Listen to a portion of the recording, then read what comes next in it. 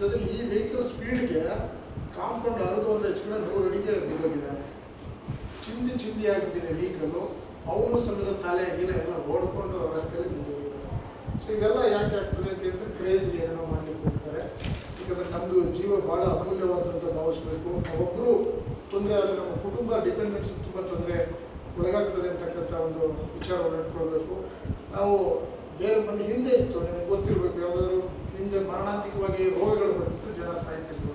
But ಅದನ್ನು ಮೀರಿ ಈಗ ರಸ್ತೆಯಲ್ಲಿ ಸಾಯ್ತಕ್ಕಂಥ ಸಾವು ನೋವುಗಳು ಜಾಸ್ತಿ ಇದೆ, ವಾಹನಗಳು ಜಾಸ್ತಿ ಆಗ್ತಾ ಇದೆ. ಎಲ್ಲ ನಾವು ಕೊರತೆ ಇಲ್ಲ. ಮನೆಯಲ್ಲಿ ಕಷ್ಟನ ಸುಖನ ಮಕ್ಕಳಿಗೆ ಒಂದು ವೆಹಿಕಲ್ ತೆಗೆದುಕೊಡೋದು, ದ್ವಿಚಕ್ರ ವಾಹನ ತೋರಿಸ್ತಕ್ಕಂಥದ್ದು ಮಾಡ್ತಾರೆ.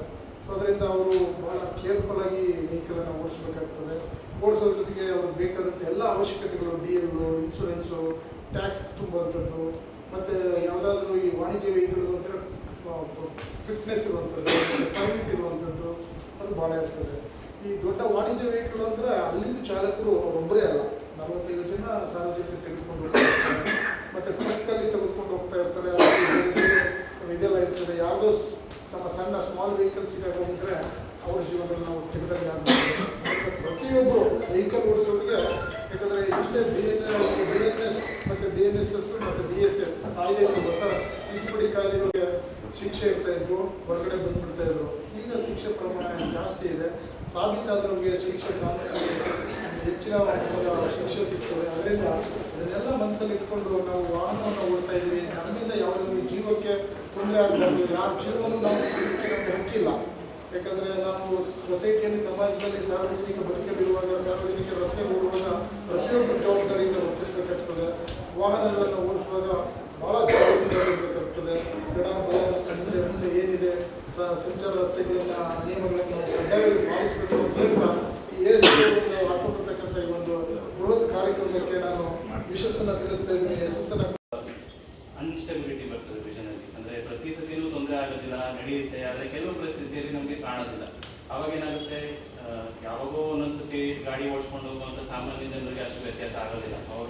ಅವ್ರಿಗೆ ಗೊತ್ತು, ಕತ್ತಲಲ್ಲಿ ನನಗೆ ಎದುರುಗಡೆ ಲೈಟಿಂದ ತೊಂದರೆ ಆಗುತ್ತೆ, ನಾನು ಓಡಾಡೋದಿಲ್ಲ. ಬಿಸಿಲಲ್ಲಿ ನನಗೆ ತೊಂದರೆ ಆಗುತ್ತೆ, ಓಡಾಡೋದಿಲ್ಲ. ಬರೀ 1 ಕಿಲೋಮೀಟರ್ ಹೆಂಗೆ ಓಡಾಡ್ತೀನಿ, ಅವ್ರು ಅಡ್ಜಸ್ಟ್ ಮಾಡ್ಕೊಂಡು ಇಟ್ಬಿಡ್ತಾರೆ. ಆದರೆ ನಮ್ಮ ಚಾಲಕ ವರ್ಗದವರು ಇರ್ತಾರೆ, ಅವ್ರಿಗೆ ಜೀವನನೇ ಇದ್ರ ಮೇಲೆ ನಡೀತಾ ಇರುತ್ತೆ. ಅವರು ರಜಾ ಹಾಕೋಕ್ಕಾಗೋದಿಲ್ಲ, ಕೆಲಸದಲ್ಲಿ ಲೆಕ್ಕಾಚಾರ ಹಾಕಲಿಕ್ಕಾಗೋದಿಲ್ಲ, ಅದು ರಾತ್ರಿ ಕೆಲಸ ಮಾಡಬೇಕಾಗ್ತದೆ.